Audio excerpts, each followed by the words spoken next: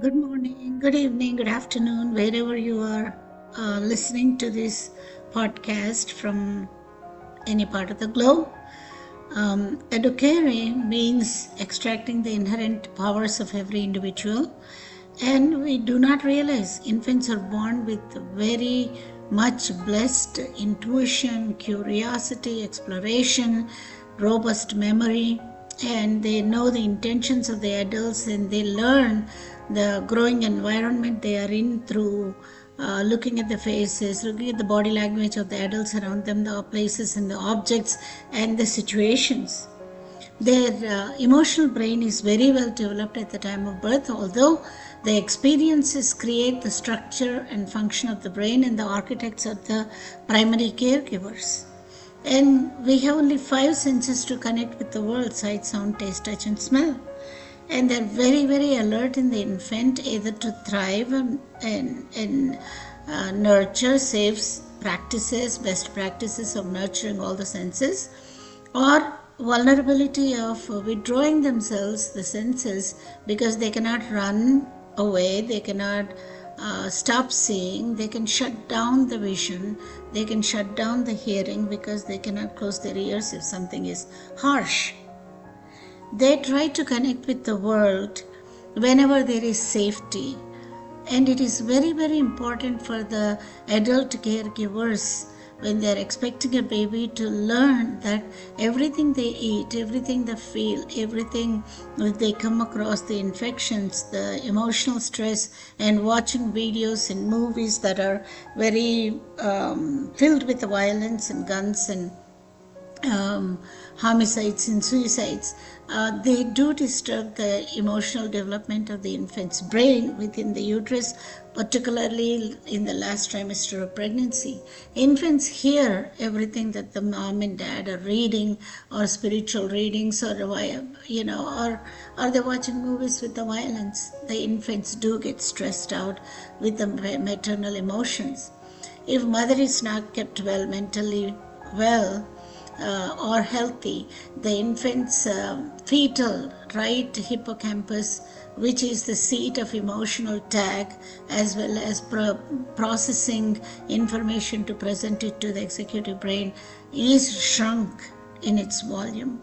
So we create through the foods that we eat epigenetic factors that where the risk for at-risk gene to express or not to express is based upon the lifestyle management of either spiritual, calm life, eating more greens and less processed foods and wholesome cooking, versus putting anything in the mouth. That includes alcohol, substances that can affect the infant.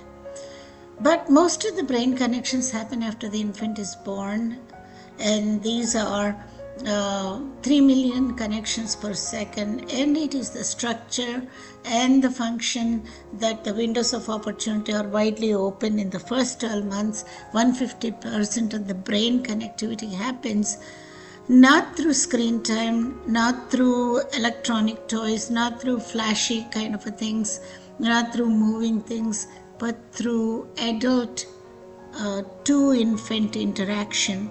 It is very, very crucial that the parents give that comfort, that emotional buffer, because they cannot move. They are emotionally high strung.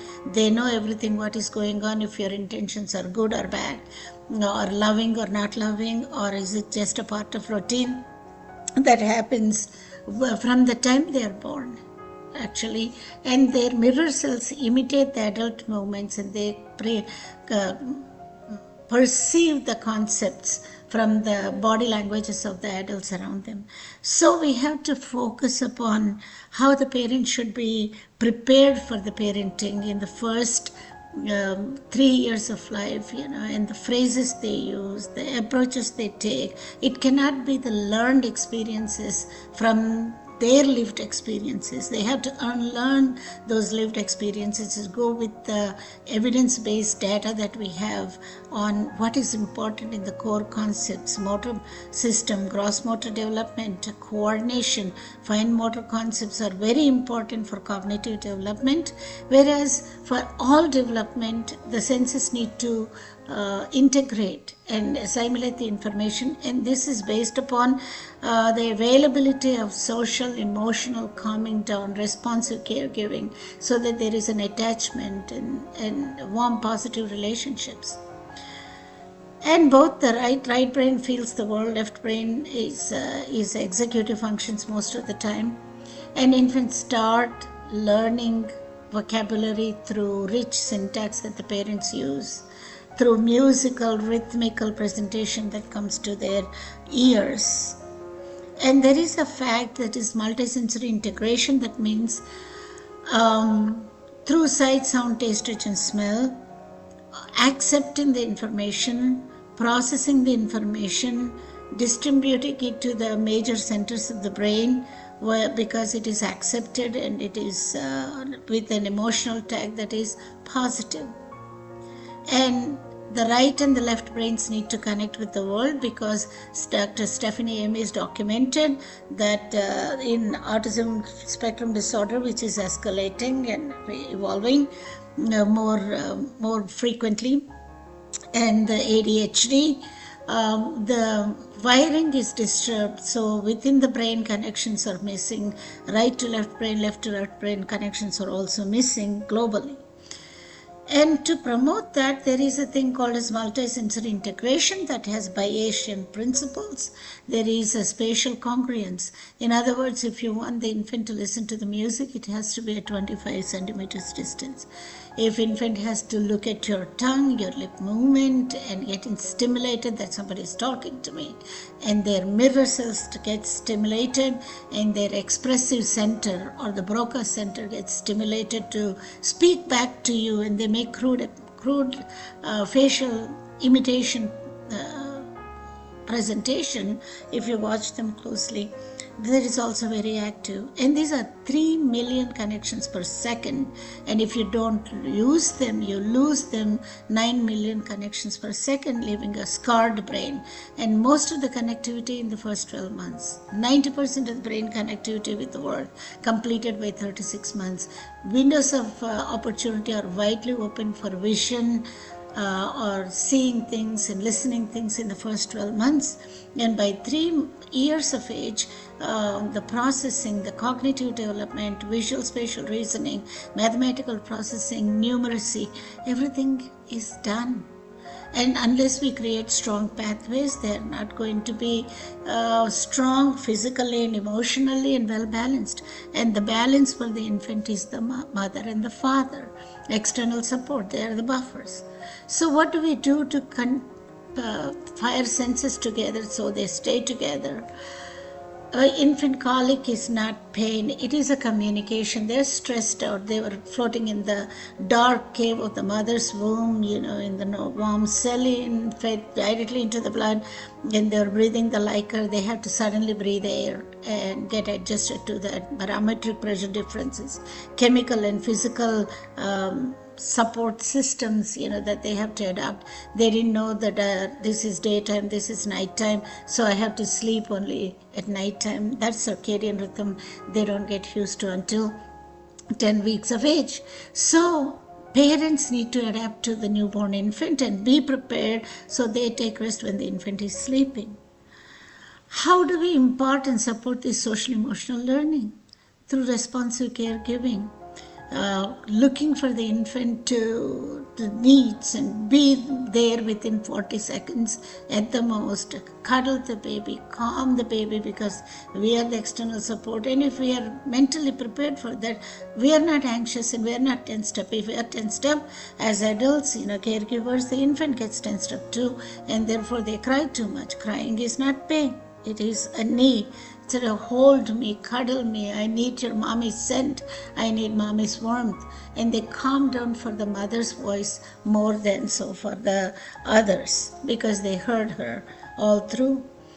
And this kind of a thing calms the internal adrenaline and cortisol secretions, and the touch itself causes the oxytocin surges that suppresses the epinephrine and adrenaline, otherwise cortisol, that causes the blood pressure to go up, the heart rate to go up, and distress get worse.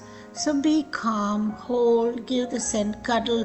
Do not bounce up and down or side to side so much, but you move side to side, because we can break the blood vessels and we cause the bleeding inside the brain, shaken baby syndrome. So put the baby on a tummy in a dark, quiet room. Gently massage the back from buttocks up towards the shoulders. Leave a classical music at a 2 o'clock position, and then it should be at 25 centimeters, not somewhere on the wall from the video.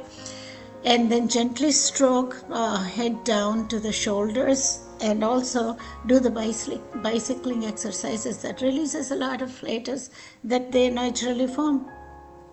And when the infant is listening to the music, they try to do the neck rightening reflex. They're strengthening the back muscles. They're strengthening the thigh muscles and the leg muscles as you're passively exercising. They turn towards the music. They're listening. And that gets deposited into the left prefrontal cortex, which is the executive brain. And there also sensory motor cortex is getting stimulated. Then as they listen, they also want to speak. That is, their expressive language and spoken language center is getting stimulated.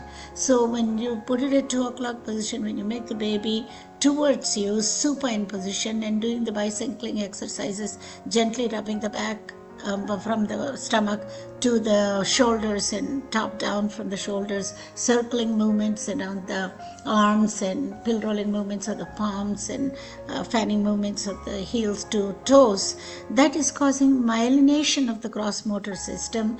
As we do the exercises, we are strengthening the muscles, we are releasing the endorphins and enkephalins and dynorphins that are also internally relaxing the baby. When the baby is relaxed, there is no stress. They are calmer. They have the feeling of belongingness. When they're listening the music in two different directions, they discriminate, then they're getting a spatial, auditory spatial reasoning. When the mother is making the eye contact or the caregiver is making eye contact and moving side to side, they are following to a certain extent. After 2 months, they can go to 180 degrees, but in the center, they're looking, and through your eye contact, they're engaging themselves. They feel the belongingness, and if you call them, address them by their first name, they're feeling their self-identity. And so, just with this gesture of eye contact, structurally doing the tummy times, and music coming from different directions. So the same music from 2 o'clock, if you play it from 8 o'clock, there's no, hey, it's coming from a different space. Where is it coming from? This is spatial reasoning, auditory spatial reasoning still. And if you play the same music, they tune out because they hardwire for an event very quickly. So you change the music for 3 o'clock position at one time, 9 o'clock position at the other time, 4 o'clock and 8 o'clock, 10 o'clock other music. So just by doing this, we are calming, we are giving the belongingness, they are getting servant return back and forth, iteratively cycle, and forming a warm, positive relationships. Because the adult caregiver is calm and holding the baby, it's an external support, and they're learning emotional regulation. They know that they can calm down themselves later on. This will become the future use. And for the spatial reasoning, auditory as well as visual, it helps in the mathematical processing in the future. And then just by talking to them, just by addressing them, we are giving them self-image. And just the born social social behavior is very strong in infants. They want to make connections, and so we are enhancing the pro-social behavior, at least with the primary caregiver, between 2 weeks to 2 months, when we start doing this from the day the infant is born. So multisensory integration is nothing other than adaptation to live outside the mother's womb and adapt to the environment that they are in, to cause a structure and function of the brain, while we are supporting the single most message and event that they are taking through sight, sound, taste, touch, and smell. And as the labeling is done for the rattle, for the foot, for the tummy, or even the cooing and in sync repeating a goo, a coom kind of a sounds, we are promoting the belongingness and respect that we are giving to the infant. So many things are happening just by doing this multisensory integration curriculum developed by Dr. Meena Chintapalli between 1990, after reading a lot of literature on the emotional deprivation and the global developmental delays from 1979 itself. And that can be prevented. And as Stephanie Ames has done flow anesometry studies and DTI, documenting that the right brain and the left brain did not connect in ADHD as well as ASD, and within the brain centers they did not connect. We are preventing them from the time the infant is born by connecting the right brain with the left brain with the right for sight, sound, touch, and exercises, sensory motor. As we are doing the bicycling exercises, sensory motor cortex right and left can cross when you touch the left hand with the right foot and the right hand with the left foot, and crossing all the time, the sensory motor cortex and coordination. Definitely all these are the future. Although the infant is not talking right now, they have implicit capability of curiosity, exploration, memory, ability to make social connections, intuition as to the intentions of the family. But we need intentionally engaged parenting, where there is a lot of love, tender loving care, nurture, and protecting the sensory input. If there are loud noises, if there are harsh voices, if there are fights in the house, if there is a loud television, music, or violence that is going on, definitely that will suppress the sensory input, because children cannot learn from electronic gadgets, from flashy toys, or from objects moving around unless the adult interacts with that object with the infant. So this hands-on experience is important. We don't need expensive toys. We need what we have at home, either a spoon or a plate or a stainless steel gadget that can make sound. Infants do respond to that. Soothing music, but parenting is nice soft spoken words, but rich syntax, rich vocabulary is important, because it's going into the brain, it is making a thematic representation, it will come out, they will start spitting it out by between 6 to 9 months, getting a holographic to telegraphic speech, and maybe a complete sentence even between 15 to 18 months. We expect the word vocabulary to reach about 200 words by 18 months. And maybe 1,000 words between 2 years to 3 years. And there will be explosive language development as much as the babies are spoken to. Later on, we will describe about the emergent literacy, pro-social behaviors, emotional intelligence. But for the basics, we need them to feel the belongingness. We need them to feel that there is emotional regulation from the caregivers as an external support. We need to make their motor strength and coordination better through passive exercises, so there is a myelination. And adhering to breastfeeding, which is the best that an infant can get, that doesn't come through formulas. There are galactagogues that the mother can take, so the milk production is enhanced. So thank you for your time. If you like these little snippets, please subscribe and press the thumbs up and the bell. Thank you so much.